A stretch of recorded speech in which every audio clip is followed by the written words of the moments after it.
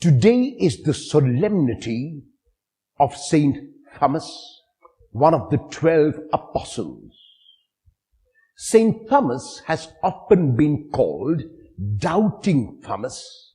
However, this is to do a disservice to Thomas and to Jesus, because in the gospel text that we will hear today, Jesus never calls Thomas doubting.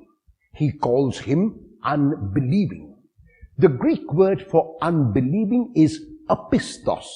So Jesus says to Thomas, do not be apistos, be pistos, which means do not be unbelieving, be believing.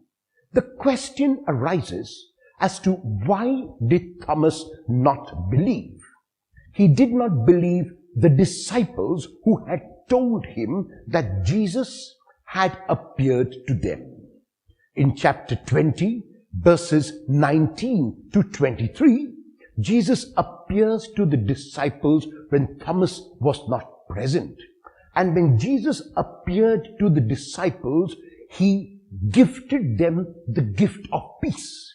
Not only did Jesus gift the peace once, but he gifted it twice.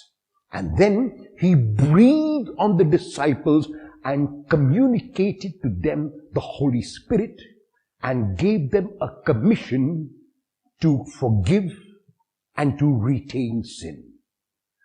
For 8 days, it is likely that the disciples were with Thomas, because it is 8 days later that our text for today begins.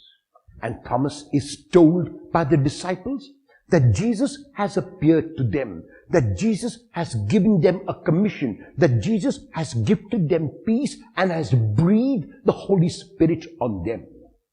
And Thomas looks them and is not able to recognize that any one of them has been touched by the presence of Jesus.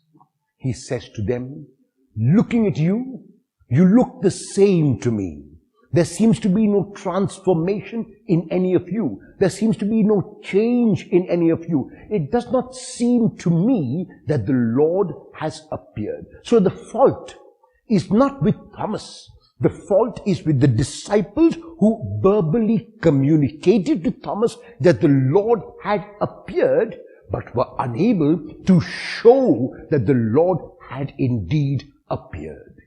Be that as it may, the Lord realizes that if Thomas is to be transformed from unbelieving to believing, the Lord must come again. And the Lord makes himself known to Thomas, inviting him to put his fingers in the nails in his hands and in his side.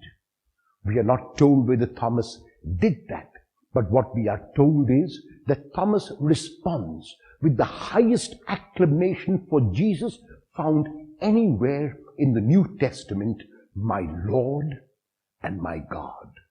This is once again an indication that Thomas was not really doubting, he was only unbelieving. And his unbelief was because his companions were unable to convince him of the appearance of the Lord. The Lord appears to every one of us, and constantly and consistently. The Lord makes himself known to us at every single moment of our lives. The Lord breathes on us the Holy Spirit and gives us this commission and asks us to go and transform the world, to set the world on fire. The world has not yet been set on fire because we have not accepted the Spirit which the Lord communicates. We have not accepted the commission which the Lord communicates, and that is why there are so many unbelieving Thomases among our midst.